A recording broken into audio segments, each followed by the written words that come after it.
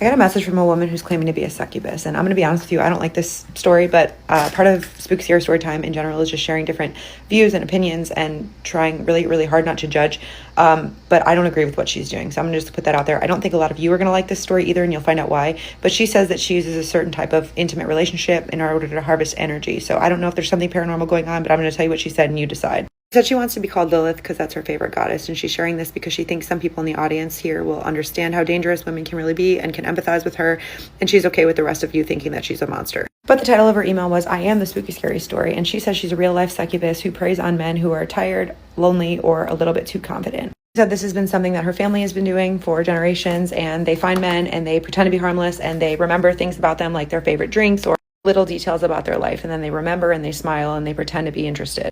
She said some of her favorite targets are married men with little children at home because they're often depraved, as she put it. And the more depraved a man is, the hungrier he is, and the better she feeds. But she said her grandmother taught her how to do it, and her mother did it, and they didn't call it being a succubus, they called it drawing down. She says they taught her how to bathe with patchouli and clove oil, which makes men obsessed, apparently. They taught her not to look at herself in the mirror, but to anchor herself in the mirror, especially during the act. She said different parts of men give off different energy. So his breath, his hands, his.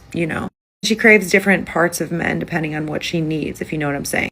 She says this is how she feeds. More than food, more than sun, more than water, this is what she needs. And she says she often goes for married men or people with something to hide at home because the guiltier they feel after continues to feed her. She said the first time she realized there was something to it, she was 19, she's 28 now, and she had relations with a married man, and afterward people were moving out of her way, they were complimenting her, and one woman looked at her and burst into tears immediately. It was like she knew, and she felt a physical shift in energy. She says there was a man recently with 3 small kids and a baby at home, and you could practically smell the desperation on him, and after the fact, she left a lipstick stain on his collar because she wants him to feel guilty, and she wants the wife to find out because the more hurt he is, the better she feeds. And she sent him a text at 3 a.m. when he was already home, and he unraveled all by himself, and she felt wonderful.